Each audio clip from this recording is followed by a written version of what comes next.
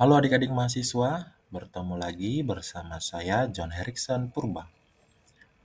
Pada pertemuan kali ini adalah materi yang ke-10 dengan topik pembahasan tentang penerapan induksi magnetik di dalam bidang teknologi. Adapun tujuan pembelajaran kita pada pertemuan kali ini yaitu yang pertama, mahasiswa mampu memahami teknologi apa saja yang dihasilkan melalui induksi magnetik. Kemudian yang kedua, mahasiswa mampu memahami prinsip kerja induksi magnetik pada alat. Dan yang ketiga, mahasiswa mampu memahami perhitungan induksi pada teknologi dan implementasinya. Nah, baik. Nah, bagaimana magnet yang dihasilkan oleh rel kereta listrik dengan kawat tak terhingga, kawat besi tak terhingga? Nah, di sini pada gambar dapat kita lihat bagaimana arus mengalir pada rel yang tak terhingga. Kemudian pada rel tersebut terdapat kabel di atas kereta dan motor yang bergerak pada kereta listrik.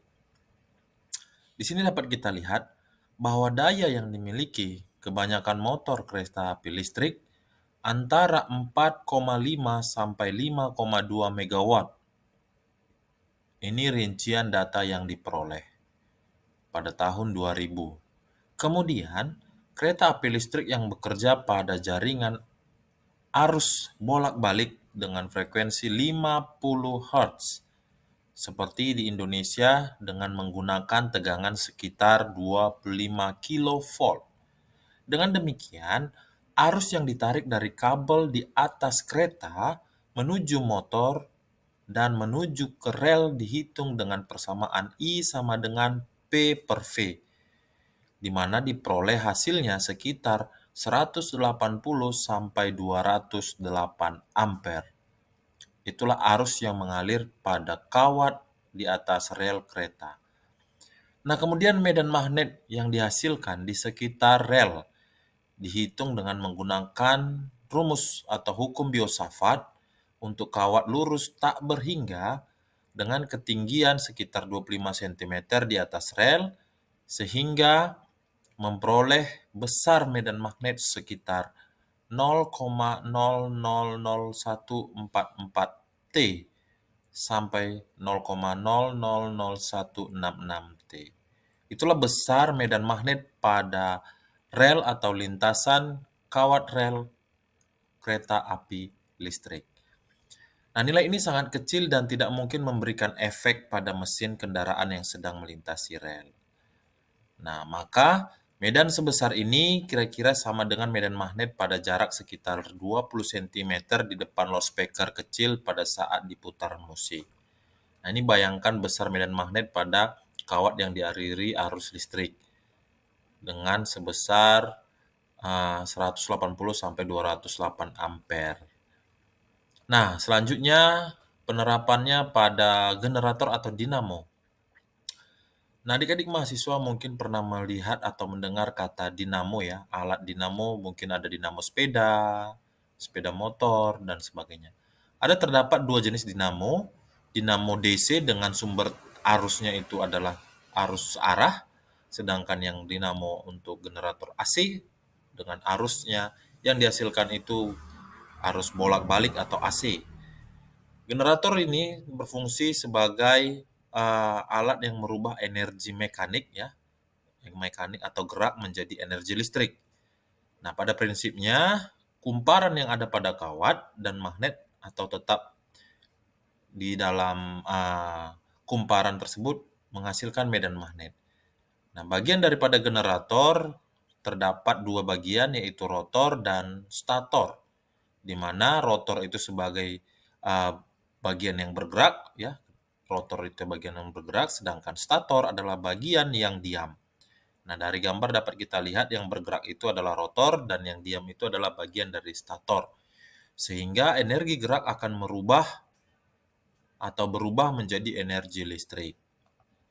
Nah, selanjutnya ada implementasi pada alat benda solenoid. Nah, gambar selenoid ini berupa kumparan lilitan kawat yang berbentuk pegas, ya. Selenoid itu kawat yang berbentuk pegas, ya. Kemudian eh, dalam kumparan tersebut yang disebut dengan selenoid, eh, bisa kita lihat pada gambar ini dialirkan aliran listrik, arus listrik, ya, sehingga berubah menjadi medan magnet pada kawat selenoid tersebut.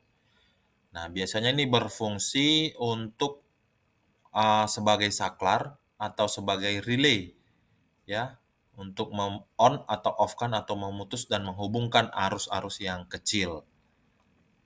Nah, selanjutnya implementasikan pada toroid. Nah, toroid ini dapat kalian lihat, ya, sama juga seperti lempengan yang dililit, ya, kawat yang dililit, namun dia memiliki rongga di tengahnya, ya, rongga di tengahnya berurutan seperti gambar ini, sehingga pada selenoid yang panjangnya tak terhingga kita gabungkan ujungnya. Nah, ujungnya digabungkan maka membentuk seperti kue donat yang di tengahnya kosong, itulah yang disebut dengan toroid.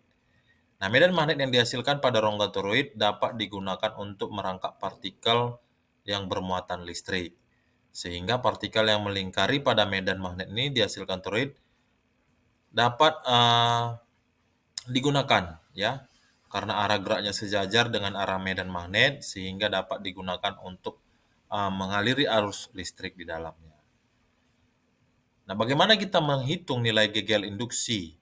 Nah, ini rumus menghitung besarnya gaya gerak listrik induksi, ya, mengalir pada sebuah generator, ya, dengan persamaan I sama dengan E sama dengan E max sin WT dan E max sama dengan B dikali A dikali N WT. Nah, di mana E itu sebagai GGL induksi satuannya volt, B itu induksi magnetik, A itu luas bidang kumparan, N itu jumlah lilitan kumparan, dengan W laju angular radius S pangkat minus 1, E max itu GGL induksi maksimum satuannya volt, dan T merupakan lamanya kumparan berputar, satuannya second atau detik. Nah, kita masuk pada contoh soal di mana sebuah generator yang memiliki luas kumparan sebesar 400 cm2 terdiri atas 1000 lilitan, ya. Lilitannya ada 1000 dengan kuat medan magnetnya sebesar 5 kali 10 pangkat minus 4 Weber per meter kuadrat. Kemudian diputar dengan kecepatan sudut 500 radian per sekon. Nah, yang ditanya, berapakah besar GGL induksi yang timbul pada saat garis normal bidang kumparan membentuk sudut 30 derajat terhadap medan magnet. Nah, berarti di sini derajatnya yang berubah, maka tentukan berapa besar GGL induksi yang timbul. Nah, setelah diketahui tadi beberapa jumlah, ada luas kumparan, kemudian jumlah lilitan, kemudian besarnya medan magnet, kemudian radius W-nya, kemudian berapa sudut data yang diminta.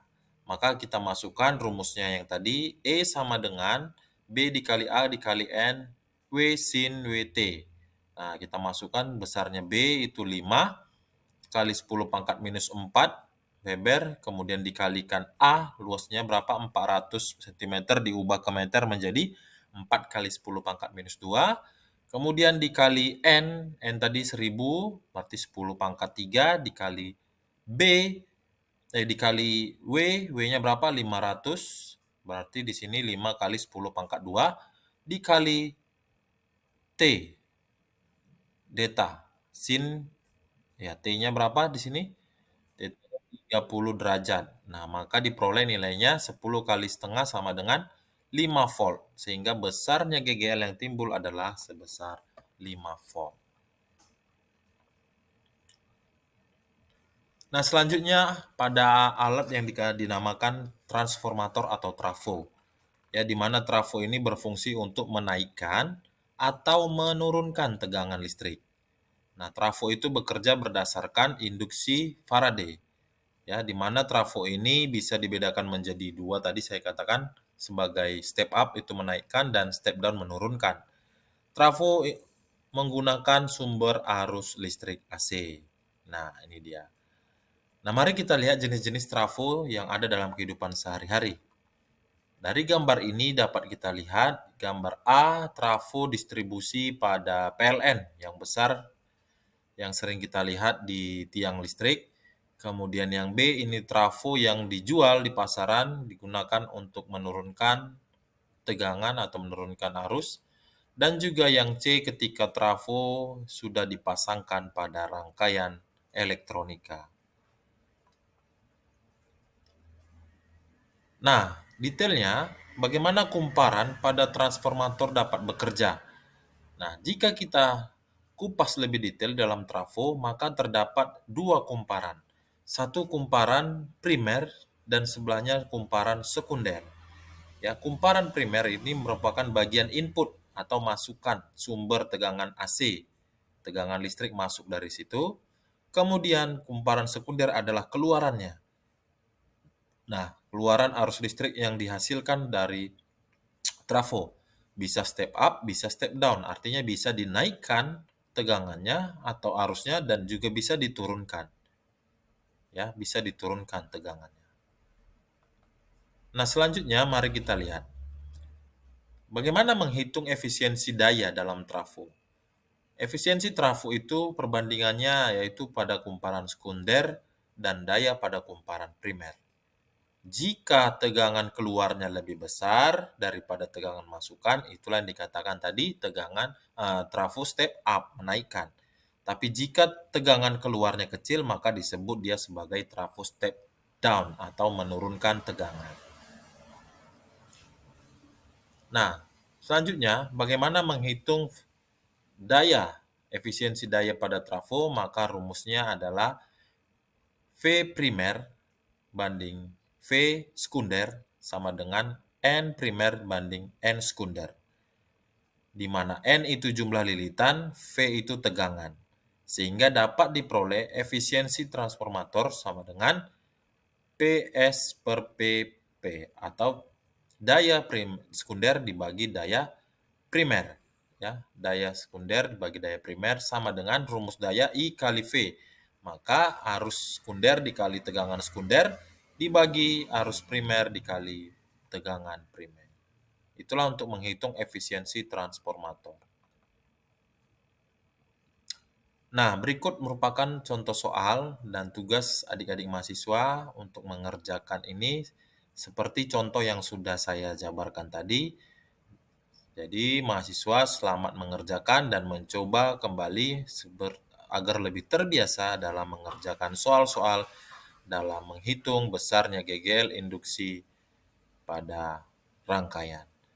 Baik, sampai di sini pertemuan kita. Sampai ketemu di pertemuan berikutnya. Selamat pagi.